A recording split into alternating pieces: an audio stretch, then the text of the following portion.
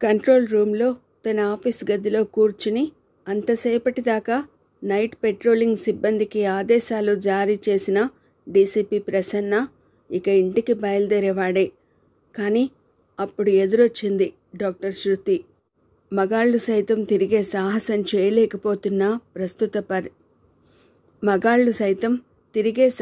చేయలేకపోతున్న ప్రస్తుత పరిస్థితుల్లో పైగా అంత రాత్రివేళ అక్కడకు రావడంతో ముందు ఆశ్చర్యచకితుడయ్యాడు. వెల్కమ్.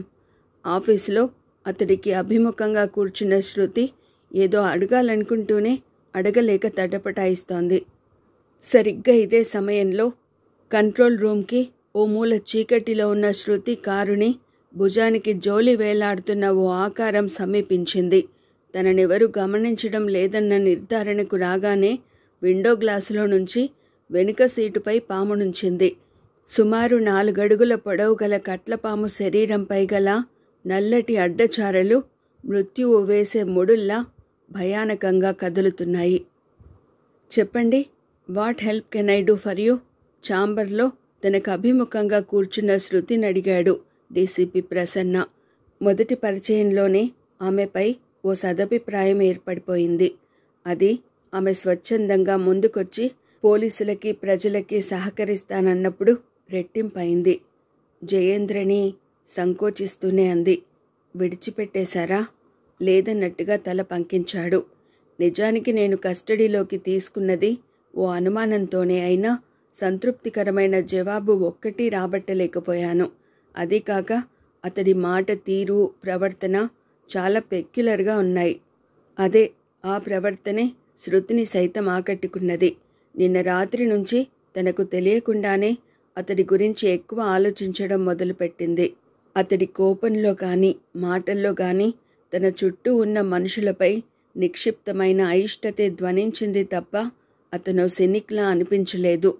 ఆ స్థితిలో కూడా మరీ చూడాలనిపించే గ్రేస్ అతడి కళ్ళల్లో. బహుశా అతన్ని చూసిన ఏ అమ్మాయి అతని గురించి ఆలోచించకుండా ఉండలేదేమో. ఆయన వివరాలేమన్నా తెలుసుకోగలిగారా? అఫ్కోర్స్, సేకరించాం. టేబుల్ ర్యాక్లోని ఓ ఫైల్ తీసి వెరిఫై చేస్తూ అన్నాడు. పుట్టింది పెరిగింది అనకాపల్లి దగ్గరున్న తుంపాలలో. చిన్నతనంలోనే తల్లిదండ్రుల్ని పోగొట్టుకున్నాడు. తర్వాత కాలేజీ ఎడ్యుకేషన్ పూర్తి చేసి 2 ఏళ్లుగా స్నేక్ షోస్ ఇస్తున్నాడు. ఒక గ్రాడ్యుయేట్ అయిన వ్యక్తి ఇలాంటి ప్రదర్శనలు ఇవ్వడం విచిత్రమైన, బహుశా నిరుద్యోగం అనే కాటుని తప్పించుకునే ప్రయత్నంలో పాముల మధ్య బ్రతుకుతున్నట్టు అనిపిస్తోంది. ఇంతకు మించి వివరాలేం దొరకలేదు. అలాంటప్పుడు అతన్ని విడిచిపెట్టేయొచ్చుగా, టక్కున అనేసి వెంటనే సంభాళించుకుంది. మరేం లేదు, చూస్తుంటే నాకు అనిపించడం లేదు అతడు అనుమానించదగ్గ మనిషని. ఐ డోంట్ మైండ్, ఓ క్షణం సాలోచనగా చూస్తూ అన్నాడు. కానీ ఒక్క విషయం, అతని విషయంలో చాలా ముఖ్యమైన సమాచారమేదో సేకరించలేకపోయామనిపిస్తోంది అతడి ప్రవర్తన చూస్తుంటే. ఎనీహౌ, ఏమన్నా దాచినా తెలుసుకోవడం అన్నది మాకు పెద్ద విషయం కాదు కాబట్టి ప్రస్తుతానికి విడిచిపెట్టడం సమస్య కాదు. వెంటనే జయేంద్రని అతడున్న పోలీస్ స్టేషన్ నుంచి రప్పించాడు. ఛాంబర్లో అడుగు పెడుతూనే శృతిని చూసిన జయేంద్ర కళ్ళల్లో అస్పష్టమైన భావమేదో మెదిలింది తప్ప అంతకు మించి అతడి ముఖ కవలికల్లో పెద్ద మార్పు లేదు. వెల్ మిస్టర్ జయేంద్ర, బయటికి నడుస్తూ అన్నాడు ప్రసన్న. ఇప్పుడు నిన్ను విడిచిపెడుతున్నాం. You must be grateful to doctor Shruti. You can go now, but no more snake shows.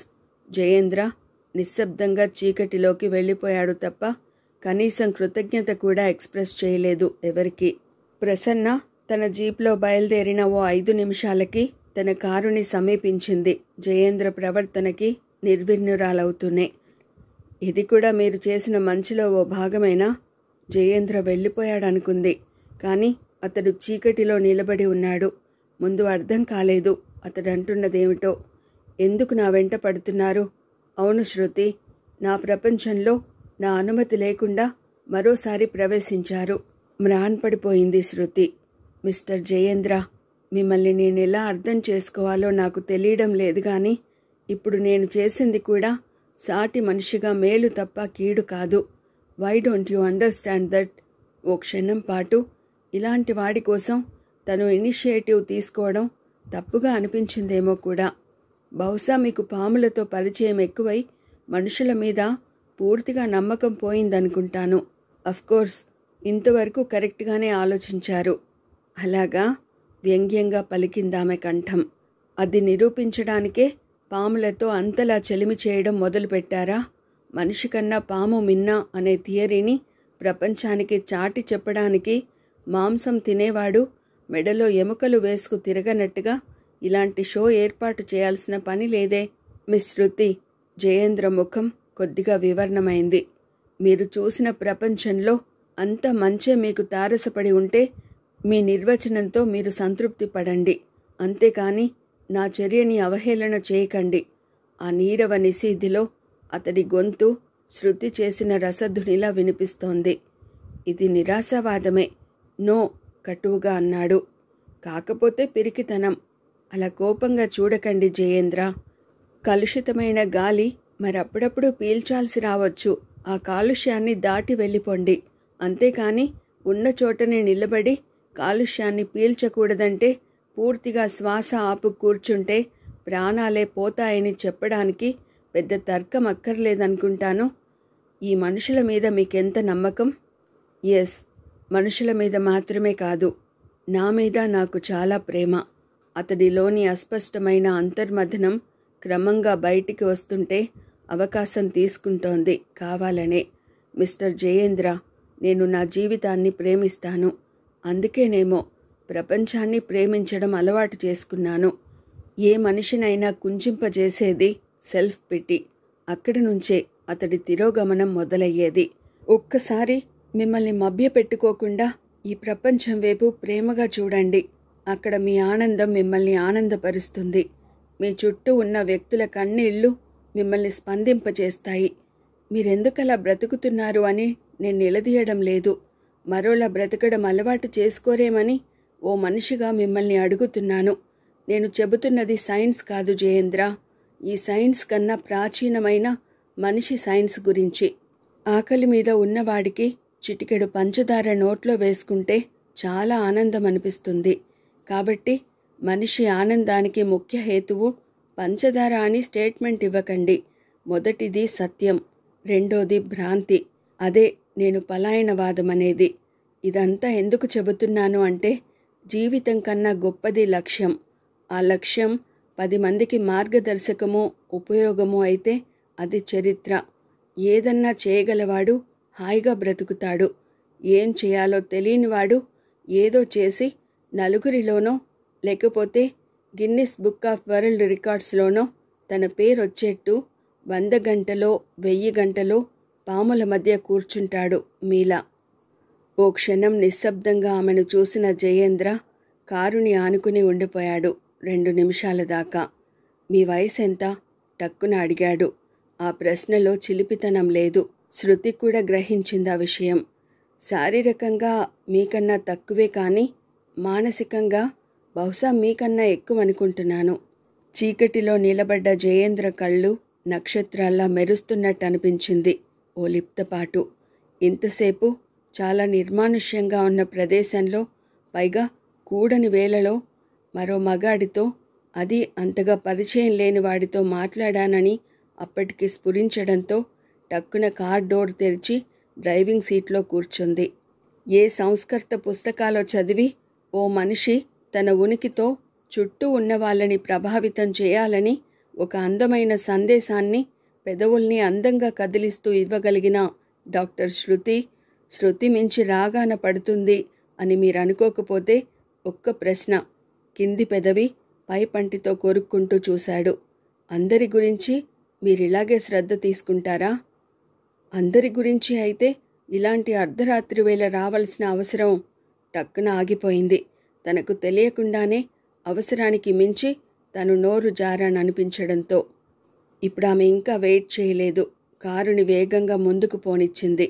వెళుతున్న కారుని చూస్తూ నడుస్తున్న జయేంద్రని చీకటిలో నుంచి ఓ ఆకారం వెంటాడుతోంది. ఆ వ్యక్తి భుజానికి ఓ జోలి లాంటిది వేలాడుతోంది. జయేంద్ర! ఆ పిలుపుతో టక్కున ఆగాడు జయేంద్ర. కెవ్వుమన్న కేకతో దూరంగా పరిగెత్తింది సబిత. రెప్పపాటులో రక్తపింజర ఆమె పాదంపై కాటేసేదే.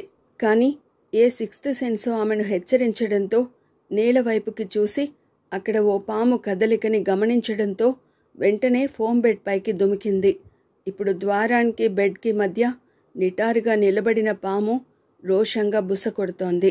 ఆ బుసకి మరింత ప్రకంపించిన సబిత మరోసారి ఆక్రందన చేయడంతో లల్లి టీవీ దగ్గర నుంచి కదిలి మమ్మీ అంటూ పిలిచింది గట్టిగా. మరుక్షణమైతే పాప ద్వారం తోసుకుని లోపలికి వస్తుంది. అది గ్రహించిన సబిత లల్లి తలుపు తెరవకు కేక పెట్టింది వణికిపోతూనే. ఎందుకు మమ్మీ? ఇప్పుడు పాప గొంతు కంపించింది. సబిత కళ్ళ నుంచి నీళ్లు స్రవిస్తున్నాయి. పాముందమ్మా ద్వారం దగ్గరే. ఆమె వాక్యం పూర్తి కానే లేదు.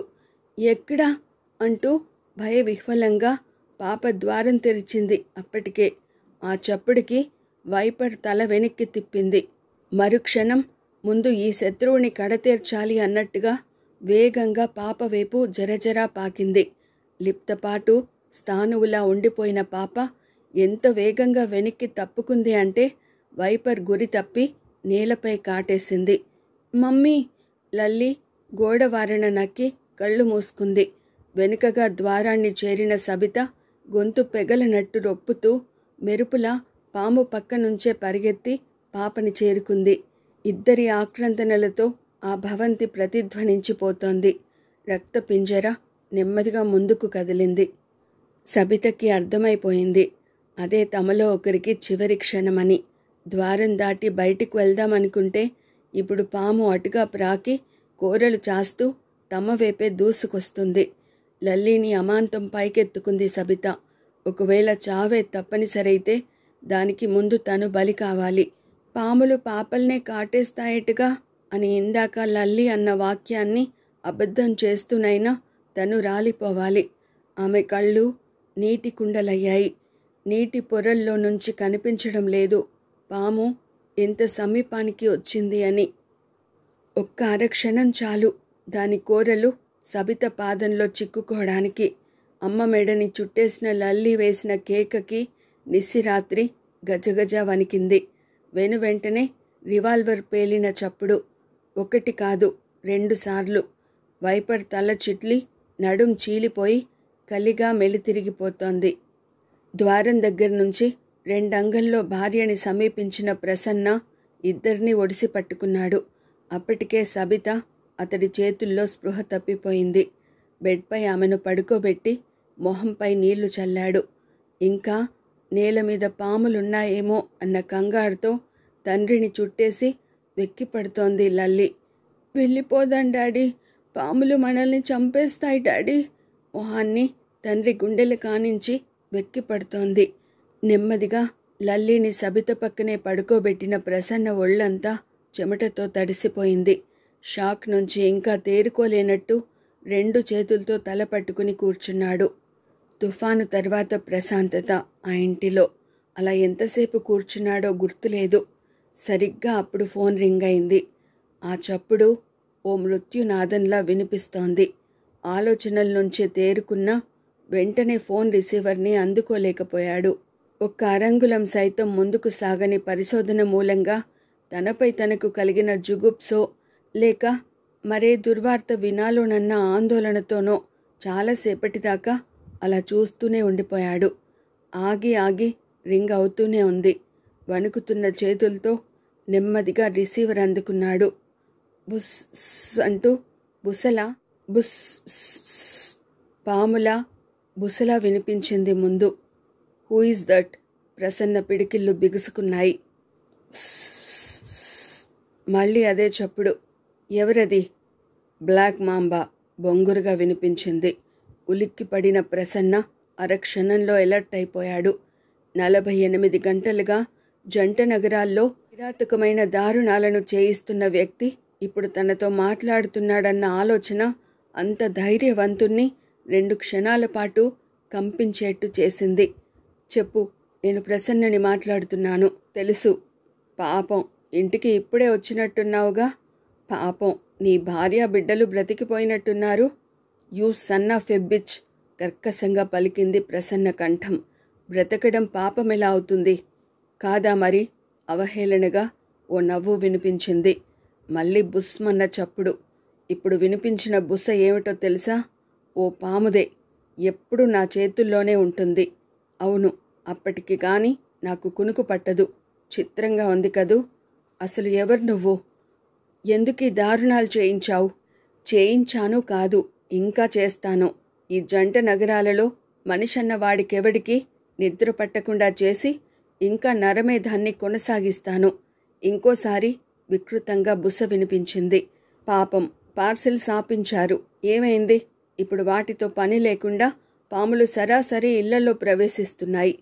మిస్టర్ బ్లాక్ మాంబా, నాకు తెలుసు దేనికైనా తెగించిన మూర్ఖుడు చట్టం కన్నా బలవంతుడని. కాని ఒక్క జవాబు చెప్పు. ఇదంతా ఏం ఆశించి చేస్తున్నట్టు? మీ డిపార్ట్మెంట్ మీద కసి, ఈ ప్రభుత్వం మీద పగ. అప్పుడు మా మీద కక్ష తీర్చుకో. అమాయకులైన ప్రజల్నెందుకు బలి కోరుతున్నావు? ప్రజలే ప్రభుత్వం కాబట్టి. ప్రజల్ని హింసిస్తే తప్ప ప్రభుత్వాన్ని హింసించినట్టు కాదు కాబట్టి. రాక్షసత్వానికి పరాకాష్ఠలా నవ్వుతున్నాడు. వెల్, ఆవేశంతో రొప్పుతున్నాడు. ఇప్పుడు తీర్చుకున్న పగ చాలనుకుంటే వెంటనే నీ నరమేధాన్ని ఆపి ఏం కావాలో చెప్పు. గుడ్. సూటిగా నెగోషియేషన్స్ ప్రారంభిస్తున్నావా? తప్పదుగా. పైగా నేను ఒక పోలీస్ అధికారినే. అవును, స్పెషల్ స్క్వాడ్కి ఇన్ఛార్జివి కూడా. అపహాస్యం చేస్తున్నట్లుగా నవ్వు తెరలుగా వినిపించింది. ఐ థింక్ నేనడిగే కోరిక నెరవేర్చడానికి నీ స్థాయి సరిపోదనుకుంటాను. పర్వాలేదు, నేను మధ్యవర్తిత్వం వహిస్తాను. That's good. ఓ పని చెయ్యి. రేపు మధ్యాహ్నం సరిగ్గా 12 గంటలకి డీజీపీ ఆఫీస్లో మీ బాస్లందరితో వెయిట్ చెయ్యి. ఏం కావాలో చెబుతాను. ఇప్పుడు చెప్పొచ్చుగా. నో, నేను ప్లాన్ చేసుకున్న అనర్థాలు ఇంకా కొన్ని మిగిలాయి. అవి పూర్తి కావాలి. సో రేపు మధ్యాహ్నం సరిగ్గా 12 గంటలకి మళ్ళీ ఫోన్ చేస్తాను. ఈలోగా ఓ క్షణం నిశ్శబ్దం. నీ అధికారులతో సిద్ధంగా ఉండు. అన్నట్టు మరో విషయం. ఈపాటికే కట్లపాము ఆ పిల్లకాకి సంగతి తేల్చి ఉంటుంది. కనుక్కో. ప్రసన్నకి అర్థం కాలేదు అతడెవరి గురించి మాట్లాడుతున్నది. అదే ప్రసన్న, డాక్టర్ శృతి. పాపం, చాలా అభ్యుదయ భావాలు గల ఆడపిల్ల కదూ. ఇందాక నీ దగ్గరికి వచ్చినప్పుడు ఆమె కారులో రహస్యంగా ఓ పామునుంచాం. వాటికి ఆమె కథ ముగిసిపోయి ఉంటుంది. ఫోన్ క్రెడిల్ చేసిన చప్పుడు. ప్రసన్న స్థానువులా నిలబడిపోయాడు. ఇంతసేపు తానో నరరూప రాక్షసుడితో మాట్లాడానన్న విభ్రమం కన్నా ఇప్పుడు తెలిసిన విషయమే అతన్నెక్కువ కదిలించింది. తనకేమీ కాని మనుషుల కోసం రవ్వంత స్పందించిందామె.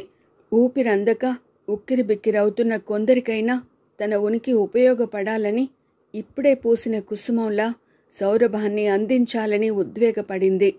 ఇంకా 24 గంటలన్నా కాలేదే. అప్పుడే సద్దుమణిగిన నడిరాత్రి వేళ నిశ్శబ్దంగా. ఆ తర్వాత ఇక ఆలోచించలేకపోయాడు. వెంటనే శృతి దగ్గరికి బయలుదేరబోతూ కొద్దిగా ఆగి చూశాడు. సబిత ఇంకా స్పృహలోకి రాలేదు. లల్లి నిద్రలోనే కలవరిస్తోంది. మనసేదో కీడు శంకిస్తుంటే ముందు శృతి ఇంటికి డయల్ చేశాడు. 2 నిమిషాల పాటు రింగ్ అవుతూనే ఉంది. కాని జవాబు లేదు. టెన్షన్ స్వేదంలా అతని పాలభాగంపై పరుచుకుంటోంది. ప్రమాదం జరిగే ఉంటుందన్న నిర్ధారణకు అతడు వస్తుండగా అటువైపు నుంచి వినిపించింది. హలో. ముందు తత్తరపడ్డాడు. సందేహం లేదు, ఆమె గొంతే. సుదీర్ఘమైన నిస్త్రాణ నుంచి తేరుకుంటున్నట్టు ఉద్విగ్నంగా అడిగాడు. I am Prasanna here. Are you okay? ఏమైంది? ఆశ్చర్యంగా వినిపించిందామె గొంతు. చెప్పాడు ఆందోళనగా. అలాంటిదేమీ లేదే. ఈసారి ఆశ్చర్యపోవడం ప్రసన్నవంతైంది. శృతి ఇంకా నిశ్చేష్టత నుంచి తేరుకొనే లేదు.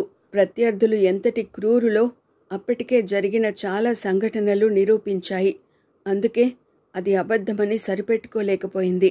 చీకటిలో పార్కింగ్ వైపు వెళ్లడానికి జంకుగా ఉన్న టార్చ్ లైట్ కార్ కీస్తో పాటు బయలుదేరబోయింది. అదిగో అప్పుడు ఎదురయ్యాడు జయేంద్ర. అడగకుండా ప్రత్యక్షమైన అతిథిలా. ముందు కంగారు పడింది. కార్లో ఆమె వాక్యం ఇంకా పూర్తి కానేలేదు. ఇందాక తీసేశాన్లేండి అన్నాడు జయేంద్ర టక్కున. అతడేం చెబుతున్నది ముందు ఆమెకు అర్థం కాలేదు. చూడండి శృతి, మీరు కారు దగ్గర నిలబడి నాకు లెక్చర్ ఇచ్చారే, అప్పుడు చూశాను. వెనుక సీటులో కదులుతున్న క్రైట్ని. నిజానికి అది నేస్తాలలోని సర్పమే. చేయి చాచగానే బుద్ధిగా వచ్చేసింది. చూస్తే కంగారు పడతారేమో అని చాలా రహస్యంగా బయటికి తీసి విడిచిపెట్టి ఇలా వచ్చాను. అతడి నేత్రాలిప్పుడు ఒక మేలు చేసిన సంతృప్తిని సైతం వ్యక్తం చేయడం లేదు. చాలా మామూలుగా మనసు తెరిచిన స్ఫటికపు కిటికీలా అనిపిస్తున్నాడు. ఇక్కడ శృతిపై మానసికంగా అనువంత గెలుపైన అతడు సాధించి ఉంటే అది యాదృచ్ఛికంగా కాదు.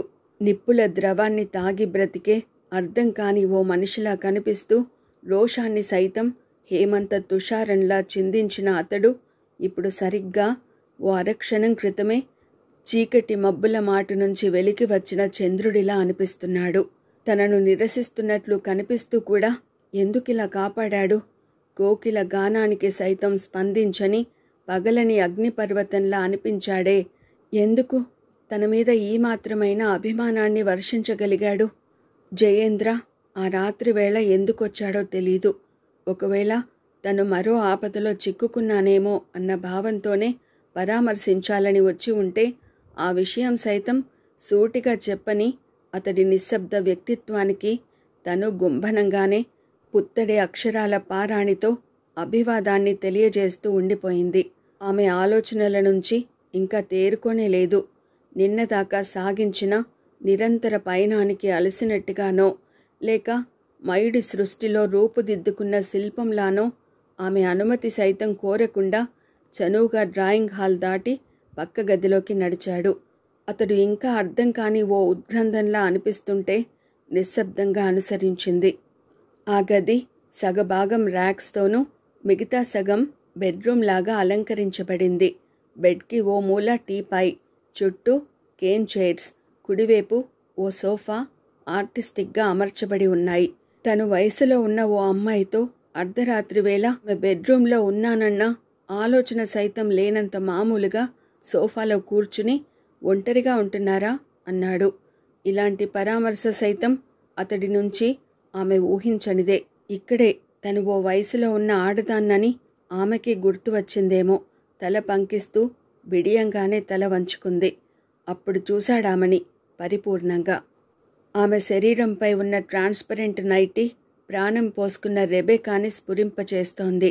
దాగని ఆమె అవయవ సౌష్ఠవం, నాజుగ్గా పెరిగిన తాళవృక్షాన్ని, అందని ఫలరాశిని అలవోకగా మోస్తున్న అనుభూతి కలిగిస్తుంటే మీరు ఒంటరి వ్యక్తేనన్నమాట అన్నాడతను. ఆ వాక్యం పరోక్షంగా అతడిని, అతడి మానసిక స్థితిని అస్పష్టంగానైనా ధ్వనింపచేస్తుంటే నెమ్మదిగా తలెత్తి లిప్తపాటు అతడి వైపు చూసింది.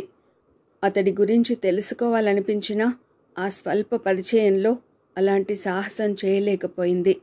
నాకు మీలాంటి నేస్తాలిక్కడ చాలా ఉన్నాయి. ఇద్దరి చూపులు క్షణం కలిసి విడిపోయాయి. ఆమె గగుర్పాటుతో లేచి పక్కనున్న ద్వారాన్ని తెరిచింది.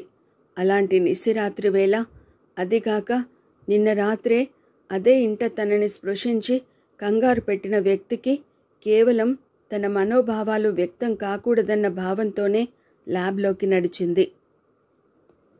విశాలమైన గదిలో కేజెస్ నిండా ఉన్న సర్పాల్ని అతడు ఆసక్తిగా గమనిస్తుంటే అంది, ఇది మీ ప్రపంచం లాంటిదే.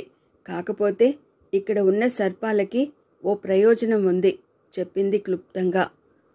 అప్పటికి ఆమె మరింత అర్థమవుతుంటే తన పెదవులు మనోజ్ఞంగా మందహాసాన్ని బంధించగలవని నిరూపించుకుంటున్నట్టు మృదువుగా నవ్వాడు. గుడ్. పాలభాగంపై పారాడుతున్న కురుల్ని సుతారంగా చేత్తో పైకి నెడుతూ అంది. అర్థమైంది ఇప్పటికి. ఏమని? మీకు నవ్వడం చేతవునని. ఏ కొండ కోణల్లోనో ఘనీభవించిన, మరే జలధి అఖాతాల్లోనో నిక్షిప్తమైన ఆర్ద్రత, తెరమాటు నుంచి వెలుగు రేఖల్లా ఉబికి వచ్చిన అనువంత ఉద్విగ్నత జయేంద్ర నేత్రాలలో. జీవితమన్నది అనుభవాల సంపుటి కావచ్చునేమో కానీ పరిచయమైన వ్యక్తులందరితోనూ ప్రతి అనుభవము గుర్తుండదు శృతి. ఎక్కడో ఏ ఒక్క వ్యక్తో చిత్రంగా తారసపడుతుంది.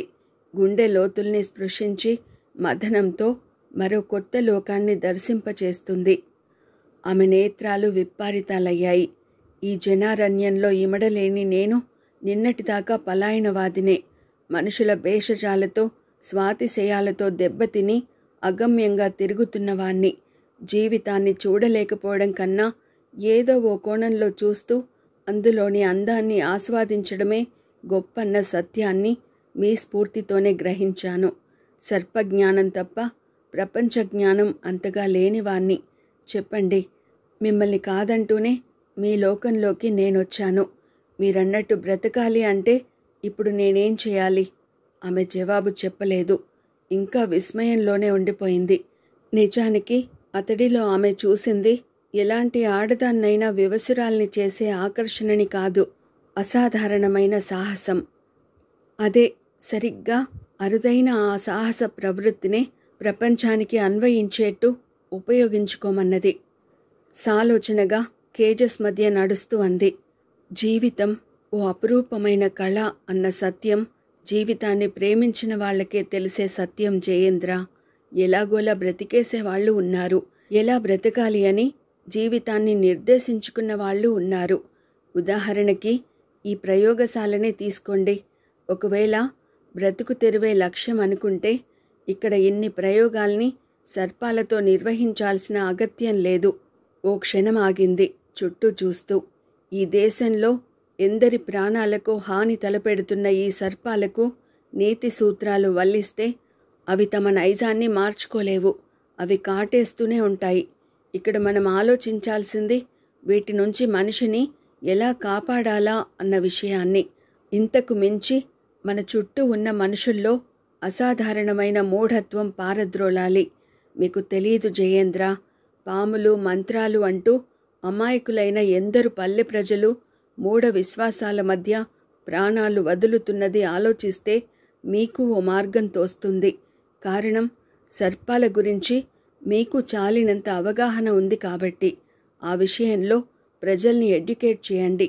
ఓ కేస్ దగ్గర ఆగిన జయేంద్ర గరిటలా ఉన్న తోకతో నల్లని పొలుసుతో ఉన్న 4 అడుగుల పాముని చూస్తుంటే నెమ్మదిగా చెప్పింది. బహుశా ఇది ఇంతదాకా మీకు పరిచయం లేని సర్పం అనుకుంటాను. ఇది మన దేశంలో నేలపై సంచరించే పాము కాదు. ఎన్హైడ్రేనా అనబడే సముద్ర సర్పం పిల్లల్ని పెడుతుంది. ఇది ఎంత ప్రమాదకరమైనదంటే కాటు వేసిన వెంటనే నాడీ వ్యవస్థపై ప్రభావం చూపి ప్రాణాలు తీస్తుంది. ఒక్క మాటలో మన యాంటీవీనం సీరం దీని కాటుకి పనిచేయదు. చెబుతూ ముందు నడుస్తున్న శృతి ఏదో చప్పుడు కావడంతో గిరుక్కున వెనక్కి తిరిగింది. అప్పటికే ఎన్హైడ్రేనాని చేత్తో బయటికి తీశాడు జయేంద్ర. అది ఉన్మాదమో లేక స్వయంగా పరిశీలించాలని జయేంద్ర చేసిన సాహసమో గ్రహించలేక ఉద్వేగంగా దగ్గరకు రాబోయింది శృతి. తలా తోక ఒకేలా ఉండడంతో జయేంద్ర తోకవైపు పట్టుకున్నాడు. రెప్పపాటులో అది అతడి చెంపపై కాటేసింది. శృతి ఆర్తనాదం గొంతులోనే సమాధైపోయింది. జయేంద్ర చెంప నుంచి 2 రక్తపు బొట్లు జారిపడ్డాయి. అప్పటికే జయేంద్ర ఇలాంటి సాహసం చేస్తాడని శృతి ఊహించలేదు. ప్రథమ చికిత్స చేయాలని ముందుకు రాబోతుంటే అప్పటికే పాముని కేజ్లో వదిలిన జయేంద్ర ఆమెని చేత్తో వారించాడు. డాక్టర్ శృతి. అతడి గొంతులో ఎలాంటి ఆందోళన లేదు. చాలా మామూలుగా మాట్లాడుతున్నాడు. ఇక్కడ ఇప్పుడే మన విశ్వాసాల మధ్య ఉన్న వైవిధ్యతని చెరిపే ప్రయత్నంగా ఓ ప్రయోగాన్ని నిర్వహించాలనే ఇంత సాహసంగా పాముని బయటికి తీసింది. మీ లెక్క ప్రకారం ఎలాంటి వీణం దీని కాటుకి పనిచేయదు. కాబట్టి నేను ప్రాణాలు వదలాలి, కానీ బ్రతికే ఉంటాను అని మీరు నమ్మని మంత్రాలతోనే నేను నిరూపించబోతున్నాను. కానీ ఆమె అర్ధోక్తిలోనే ఆగిపోయింది. అప్పటికే జయేంద్ర పెదవులు మంత్రాన్ని వల్లెవేస్తున్నాయి. ఒక ధ్యానంలో మునిగిపోతున్నట్టు అతడి నేత్రాలు అరమోడుపులయ్యాయి. అనంతం వాసుకిం శేష పద్మనాభంచ కంకలమౌ శంఖపాలం సాయంకాలే పఠేన్నిత్యం విషభయం నాస్తి సర్వత్ర విజయాపవేత్. ఇప్పుడు శృతి కంఠం నుంచి ఉచ్చారణ మొదలైంది. ఒక అస్పష్టమైన అవాంతరం. అంతకు మించి అబ్బురంగా అనిపించిన జయేంద్ర నెమ్మదిగా కళ్ళు తెరిచాడు. అప్పటికే శృతి కాటంతో జయేంద్ర చెంపలపైన రక్తాన్ని క్లీన్ చేస్తోంది. నాకు ఈ మంత్రం ఎలా తెలుసని ఆశ్చర్యపోతున్నారా? మృదువుగా నవ్వింది శృతి. మరేం లేదు. ఒకనాడు ఓ మంత్రిగాన్ని నేను ఇంటర్వ్యూ చేసి తెలుసుకున్నాను. కాబట్టే మీతో కలిసి ఉచ్చరించగలిగాను. చిత్రమేమిటంటే ఆ తర్వాత తెలిసింది మరికొన్ని మంత్రాలు నేర్పుతానని మాటిచ్చిన ఆ పెద్ద మనిషే ఆ తర్వాత పాము కాటుతో చనిపోయాడని. కాని నేను ఓ పసికందును చూస్తున్నట్టు లాలనగా అతన్ని గమనిస్తూ నెమ్మదిగా అంది. ఎస్, నిజానికి ఈ పాటికే మీ స్థానంలో మరొకరుంటే ఈ షాక్తో ప్రాణాలు వదిలేవారు. హ్యామరేజ్తో రక్తం నురగలా బయటికి వచ్చేది. కానీ మీకలా కాలేదు. కారణం మంత్రం కాదు, మీకేమీ కాదన్న ధైర్యం. ఆ మాటలకి రోషంగా చూశాడు జయేంద్ర. అంటే సింపుల్. నాట్రిక్స్ అనబడే నీటిపాము విషపూరితం కాకపోయినా ఆ కాటుతోనూ చనిపోయిన వాళ్ళున్నారు జయేంద్ర. అక్కడ మరణానికి కారణం పాము కాటేసిందన్న భావం, దాని విషయం కాదు. రిలాక్స్డ్గా కుర్చీలో కూర్చుంటూ అంది. అంటే ఎన్హైడ్రేనా సముద్ర సర్పమైనా విషపూరితమైంది కాదా? విషపూరితమైనది కాబట్టే ముందే కోరల్ని తీసేయడం జరిగింది. ఈ జవాబుకి కొద్దిగా తొట్రుపడ్డాడు. ఉద్వేగంతో అతడి చెంపలు ఎరుపెక్కాయి. ఇకపోతే మీ చెంపలపై నుంచి రక్తం రావడానికి కారణం హెడ్రేనా సర్పానికి తల భాగంలో ఉండే పొలుసు మీ చెంపల్ని గీరుకుంది, గాయమైంది. నిర్విణ్ణుడై నిలబడ్డ జయేంద్రనే తదేకంగా చూస్తూ అంది. ఇక్కడ నేను మిమ్మల్ని అవమానించడం లేదు జయేంద్ర.